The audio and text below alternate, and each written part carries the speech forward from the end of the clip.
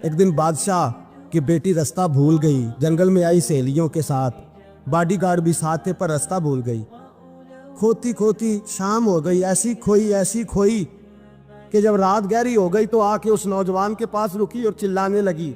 शेर के दहाड़ने की आवाज आती है, भेड़िए के बोलने की आवाज आती है। नौजवान अकेला, सहेलियां बिछड़ गई, गार्ड बिछड़ गए। कहने लगी मैं परेशान हूँ, मुझे जगह मिल जाएगी। नौजवान कहता मैंने शहजादी देखी और मुझे भी पता था कि घर एक ही है और आग को अंदर से दरवाजा भी बंद करना पड़ता है, जंगल जानवर भी आ जाते हैं। कहते मेरी छोटी सी कुटिया में, झोंपड़ी में वो आई, रो के कहने लगी सहारा कोई नहीं, अगर मैं पीछे निकलूंगी तो भेड़िए खा जाएगा।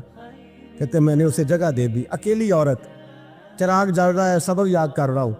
मेरे नबी पाक ने फरमाया जहां मर्द औरत अकेले हो तीसरा शैतान होता है। और शहजादी, वो बच्चा कहता है सबक याद करता रहा सारी रात। वो बच्ची को कहा सो जा, पर वो कहती है नींद मुझे भी कहाँ आई। ऐसे मौक़ों पर नींद, सारी रात सबक याद करता। थोड़ी थोड़ी देर के बाद चिराग जलता तो उस पर उंगली रखता, हाथ जलता तो पीछे खींच ले, फिर दूसरी उंगली रखता। थोड़ी देर के बाद जलता तो खींच ले, हाथ सारा जल गया। सुबह किरणें चमकी तो कहने लगा चल निकल जा, दौड़ जा, बस बड़ा सब्र का इम्तिहान हो गया, चली जा। शहजादी बाहर निकली, सिपाही ढूंढ रहे थे। बादशाह खुद जंगल में निकला हुआ था, मेरी बेटी मिल गई। बादशाह तन्हाई में जाके कहने लगा बेटा मैं दुनिया को बताऊंगा कि मेरी बेटी खोई नहीं थी, सिपाही साथ ही थे।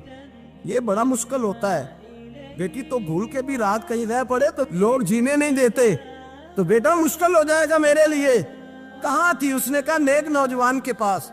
उसने कहा बेटा मैं तो तेरी बात मानूंगा पर दुनिया नहीं मानेगी। अगर उस नौजवान ने किसी को बता दिया कि तू उसके पास थी तो फिर लोग मेरा जीना मुहाल कर देंगे।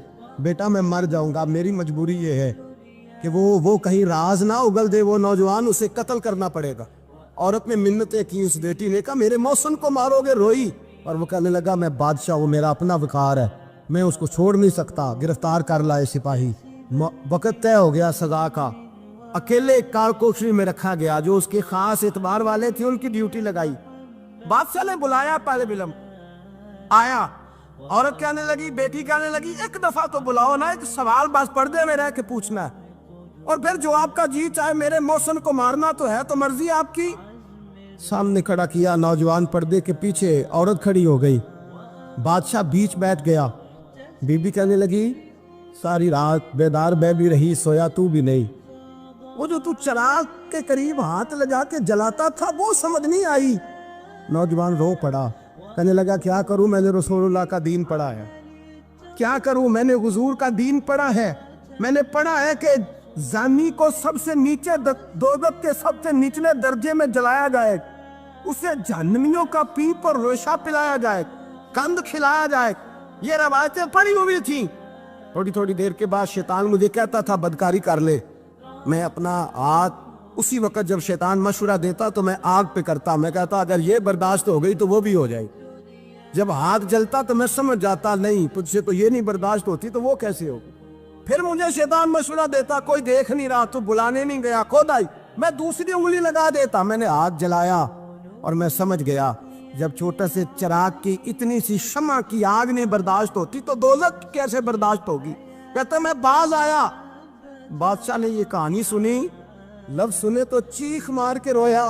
कहने लगा तालिब इल्म तू तो मेरे नबी का सच्चा गुलाम है और मेरे रसूल के जो सच्चे गुलाम होते हैं उन्हें